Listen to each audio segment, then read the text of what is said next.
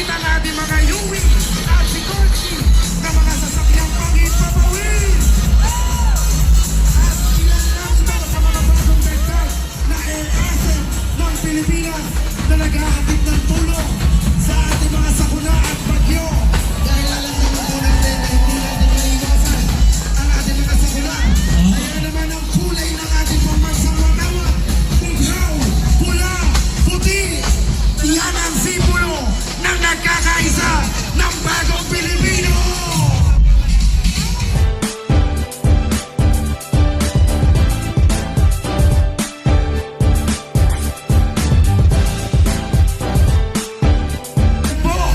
At nakikita natin ngayon ang pagbagsak ng ating mga confetti mula sa ating mga kaibigan sa Gobyerno ng Pilipinas. Gamit ang ating mga Yui at Sikorski na mga sasakyang panghimpapawin. At ilan lang sa mga bagong dagdag na LSM ng Pilipinas na naghahatid ng tulong sa ating mga sakuna at bagyo. Dahil alam naman po natin na hindi natin maiwasan ang ating mga sakuna. Kaya naman ang kulay ng ating pambansang wakawa, bughaw, pula, puti. Yan ang simbolo ng nagkakaisa ng bagong Pilipino. Grabe naman, oh! Napakasaya! Pero simula pa lamang yan dahil napakarami pa tayong mga sorpresa para sa mga kaibigan natin na nandito ngayon. Pagsalubong sa Bagong Pilipinas. Yes! Ayan po, ang confetti patuloy pa rin.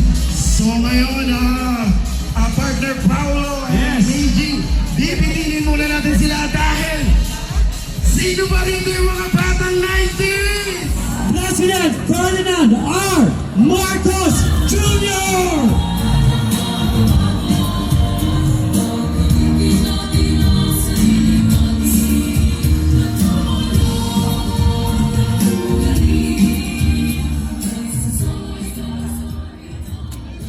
Magandang gabi po sa inyong lahat. Babatiin ko po ang ating mga kasamahan na nandito ngayon upang ipagdiriwang ang paglabas, pagbago ng Pilipinas. Nandito po ang dati nating Pangulo, former President Gloria Macapagal Arroyo. Nandito po ang mga ating kasama sa Senado, Senator Jinggoy Estrada, Senator Lito Lapid, Senator Bong Revilla. Nandito rin si House Speaker Martin Romualdez at ang ibang mga miyembro ng House of Representatives. Nandito po ang ating Executive Secretary, Chief Luke Bersamin, at ang ating kalihim ng mga iba't ibang departamento na kasama sa kabinete. Andito rin po ang ating mga sundalo, mga commanding general, officers, enlisted personnel ng AFP. At siyempre naman po, delikado ko pag hindi ko tinapos ang ating binuo, ang aking pagpakilala, ang ating First Lady Luis Araneta Marcos. Kasama rin po natin ang ating mga local government officials, my fellow workers in government, our friends in the different religious groups, ang ating napakahalaga na kasamahan, partners in the private sectors, mga kababayan, magandang gabi po sa inyong lahat.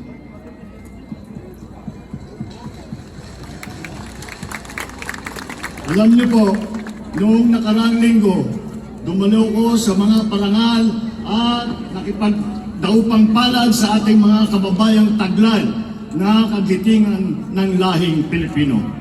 Sa bantayan ng SAF 44, naalala ko ang tapang ng ating lahi. Silang nauubusan ng bala pero hindi nauubusan ng lakas ng loob. Sa inaugurasyon ng Lung Center of the Philippines, Lung Transplant Program, nakasalimuhan ko ang mga walang takot na mga frontliner natin na sa harap ng dumaragasang COVID-19 pandemic, ay hindi nagpatinag. Sa loob ng Banasoyan Church sa Malolos, sumariwa sa aking isipan ang pag-igip ng ating mga bayani na ang kalayaang nakamit ay hindi na maaaring bawiin.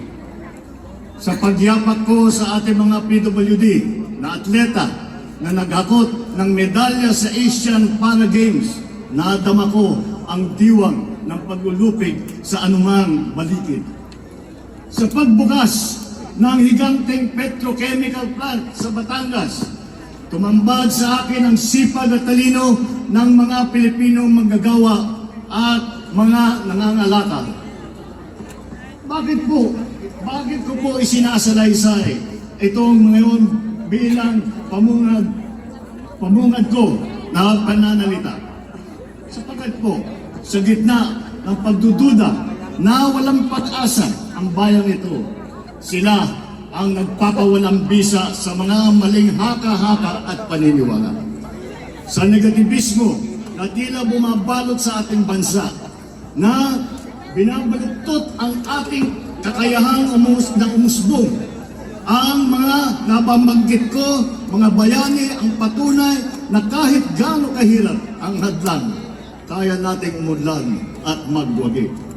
Sa ating mga kapwa Pilipino na mababa ang tingin sa kanilang sarili at kakayahan, ang mga nababanggit kong huwarang Pilipino ang itataas ang ating noo kahit kanino. Sa mga makakasarili na pilit tayong hinahatak sa landas na tayo-tayo at prinsipyong kanya-kanya, ang mga nabanggit kong huwarang Pilipino ang patunay na may tagumpay kung sama-sama tayong nangangarap at sabay-sabay tayong kumilos. Sa totoo lang, sa bayang ito, hindi po mabibilang ang dami ng mga katulad nila, mga tanglaw na di kayang takpan ng kadiliman. My fellow Filipinos, it is in the spirit of our race's resolve to surmount odds, overcome difficulties, and triumph over fears that we gather here today. We face a complex and changing world. It calls for a united response that would make our nation strong, our economy sound, and our children's future secure. We cannot meet these challenges if no common purpose energizes us. We need to have a vision that moves us forward as a people united, a vision so compelling that it brings out the best in us, one that is feasible that every one of us will invest in. We must restore faith in ourselves by taking stock of what makes us a strong people, a resilient nation. We must dig deep into our valiant past, draw strength from the heroism of our forefathers, and let this heritage of selflessness propel us forward into the future. Malalim at marami po ang ating pinaghuhugutan ng lakas. When dreams seem impossible, let us remember that our nation, Asia's first republic, was founded by patriots who were in their 20s, who never wavered in fighting for the freedom that we enjoy today.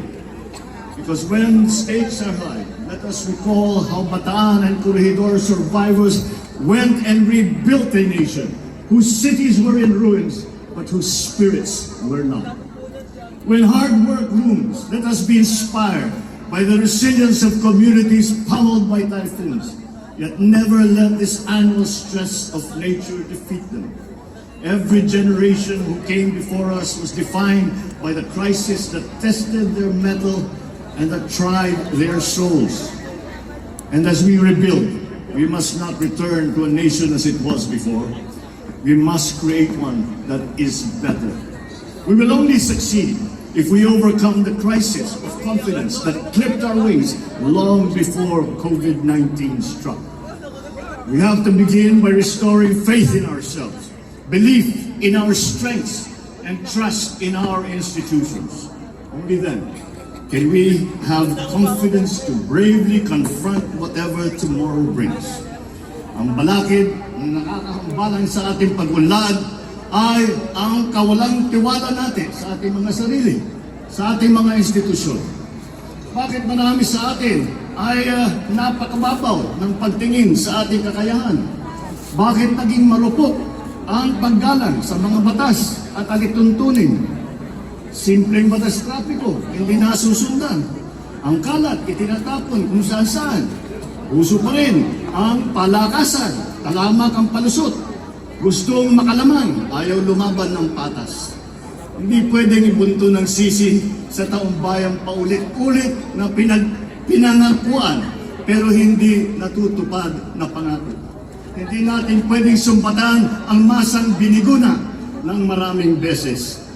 Kaya ilang beses ko na itatanong sa aking sarili, paano ba natin hihilimin ang pagtatampo ni Juana at Juan de la Cruz?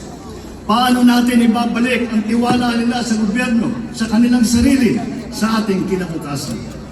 Paano ba natin bubuhayin ang pananalig nila na kaya natin ang mga hamong parating? I believe that to win that trust, the government must show in deeds, not in words, that it is deserving of that trust. Government must lead by example, not by empty exhortation, but in ways that inspire confidence to our people, so they too will believe that the greatness they deserve is at hand. It must present an agenda for the future, with clear benefits for our people. For only by providing clarity will they invest in it. We must craft a blueprint for progress, a plan that inspires hope and promises change, because without one, we will be inflicting the old and outmoded views on our people, denying them the benefits that innovation and that empowerment will bring. We now have that plan, the Philippine Development Plan of 2023 to 2023. Binalangkas ito ng lahat ng mga departamento ng ating gobyerno. Nagtoka ng mga gawain, nagkasa sa bawat sektor, sa bawat sulok ng ating bansa upang sama-sama tayong bumangon muli. It enumerates the sectors to which funds should be channeled, what nurturing policies must be planted so that these can contribute to the overall growth that we desire. It lists the infrastructure which we are building better and more. It paints the ideal human development index that we are all working to achieve. Ang Philippine Development Plan, diyan ang isa sa mga batayang dokumento kung saan hinango ang Bagong Pilipinas, our brand of governance. Ang Bagong Pilipinas ay hindi slogan na basta lang binigkas o bumper sticker na kung saan na lang ikinakabit na ibiniburda sa damit. Ang layunin ng Bagong Pilipinas ay maglatag ng mga mithiin na dapat natin makamtan para sa kinabukasan ng ating bayan. Tapos na ang patsi-patsi na plano na iba na ang nangyayari lang ay nagkakawatak-watak tayo. It is time for bold thinking, accompanied by the strong will to execute it. As I have said many times, the mandate of the people should be devoted to achieving the grand, not wasted on the petty. I will not squander the sovereign people's trust by marching and grunting loudly, but staying only in place, when what you want is to surge forward bereft of drama. Bagong Pilipinas is not a political game plan that caters to a privileged few. It is a master plan for genuine development of benefits of all our people. Bagong Pilipinas serves no narrow political interests. It serves the people. Bagong Pilipinas is not a new partisan coalition in disguise. It is a set of ideals that all us Filipinos, regardless of political creed or religion or wealth, can coalesce around. Bagong Pilipinas is addressed to all government officials and employees and citizens of this country. It is an invitation to all of us to think about being a Filipino and view the nation from a renewed perspective. It is a call for transformation, the transformation of our idea of being Filipino. in the transformation of our economy, of governance, of society. Bagong Pilipinas transcends this administration. To those whose overheated imagination has been poisoned by toxic politics, Bagong Pilipinas is no Trojan horse. It conceals no agenda. It is a program of many workforces driven by the love of country. The sweeping vision that it brings presents will not automatically come to fruition. It will require for all of us to work very hard. Such is not the assigned task of government alone, but it is the duty of every Filipino. This is not a plan drafted in isolation by those who govern. It is a plan drawn from the inputs of the sovereign. As such, it can only succeed with the people's participation. It can only succeed if the government will demonstrate the fortitude to do the hard work. And for this, I pledge, government will neither ask the people for sacrifices it will not exact first upon itself, nor impose a burden that is heavier than what people can carry. Sa Bagong Pilipinas, ang pagbabago ay nagsisimula sa pamahalaan. While power emanates from the people, change must begin from government. Kaya naman, ito ang aking mga mahigpit na tagubil sa mga kawani ng gobyerno. Una, bawal ang tamad at makupad sa pamahalaan. Walang buwan ang mga mabagal at sagabal sa serbisyo publiko. Services must be fast. Projects must be completed on time. Deadlines must be met per schedule. Distress calls must be responded to without delay. In whatever government office, red tape must be replaced with a red carpet. At saka palitan na ninyo yung sungit ninyo, palitan na ninyo ng ngiti.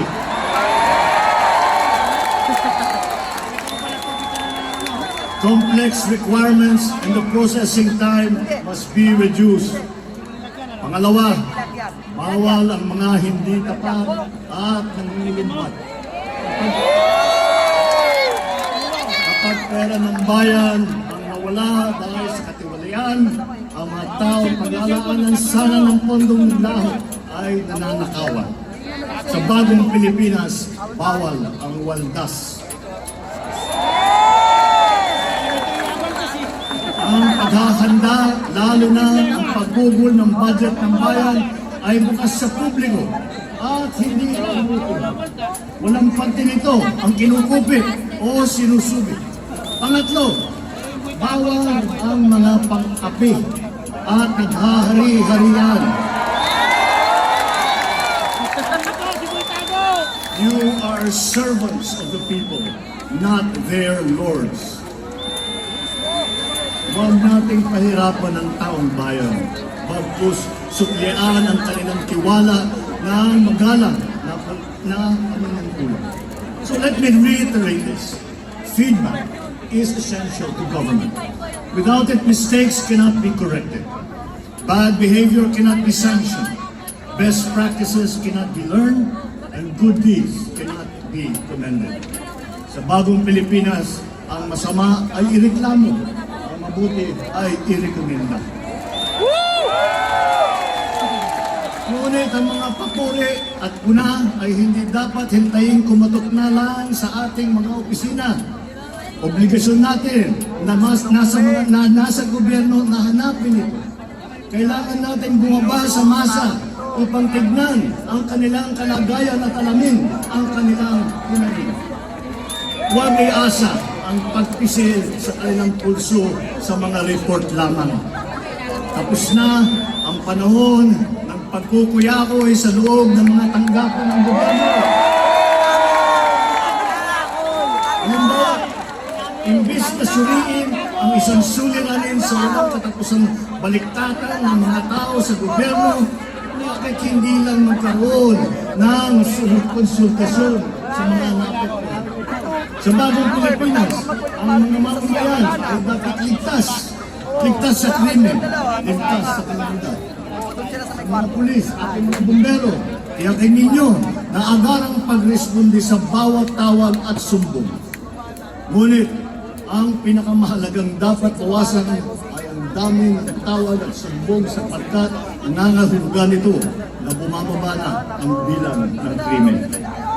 Ang inyong sigasig ay susukyan natin ng suporta of ample resources to move, to communicate, and to solve the problems that we are faced with, including tools to prevent a different kind of stealing. When contents of e-wallets are picked by cyber criminals, when their dirty hands reach our children through computer screens, we will boost the defenses of our people and communities against calamities. More than paying tribute to their resilience, we must provide them with resources. Sa Bagong Pilipinas, una ang kabataan dahil prioridad ang kanilang kinabukasan. Nangangalaga sa kalikasan ang pangunahin nilang pagkakabalaan. The reforms that we envision for our educational system should be showcased in our classroom. The gist of which is this: a learner with books on their table, a well-trained, highly motivated, well-paid teacher in front of them, teaching a curriculum carefully created to our needs under a setting wired through the digital world. Sa gitna nito, ang sentro ng ating pagsisikap. Isang batang natututo to learners who are hungry, we will provide meals. Because one cannot feed the mind habang umulong ang kanilang mga tiyan. Through Bagong Pilipinas, we will meet our greatest obligation to our youth, to mold them into critical thinkers, problem solvers, and visionaries for their country. Panahon na rin upang bayaran ang ating utang sa mga magsasaka at mangingisda.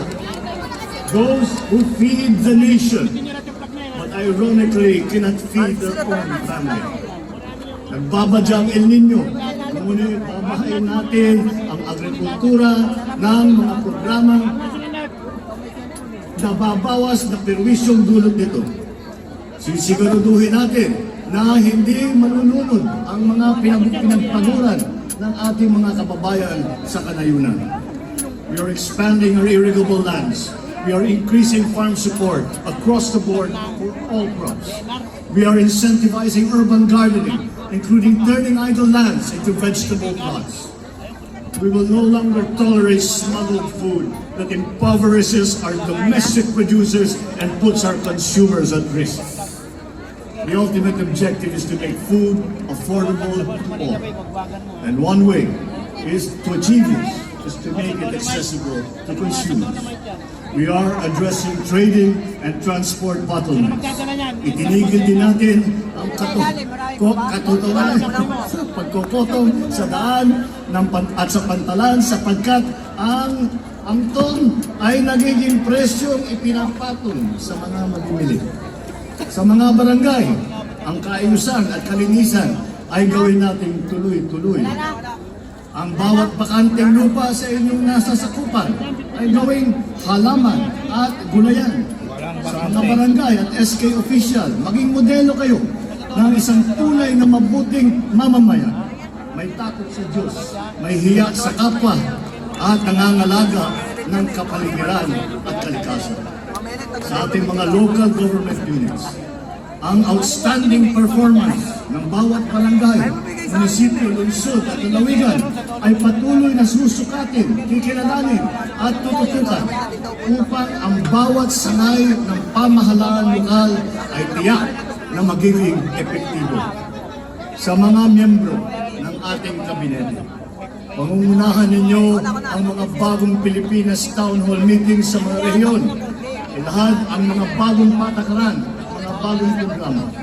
Ipadama ninyo ang mga pagbabago na ginagawa at gagawin pa ng inyong departamento at hikayatin ang suporta ng bawat Pilipino sa mga patakaran at programang ito. Sa sambayan ng Pilipino, araw-araw tayo mananalangin, pagsusumikap at kumilos upang maging mas maginhawa ang pamumuhay ng bawat isang Pilipino sa ilalim ng Bagong Pilipinas. Sa Bagong Pilipinas, may pag-asa ang lahat. Ang pag-asa ng bayan ay nasa atin. Mabuhay ang bawat Pilipino. Mabuhay ang Pilipinas. Mabuhay ang Bagong Pilipinas! We President Ferdinand R. Marcos Jr. Mga kaibigan, sabay-sabay po natin isigaw, mabuhay ang bagong Pilipino! Mabuhay ang bagong Pilipinas!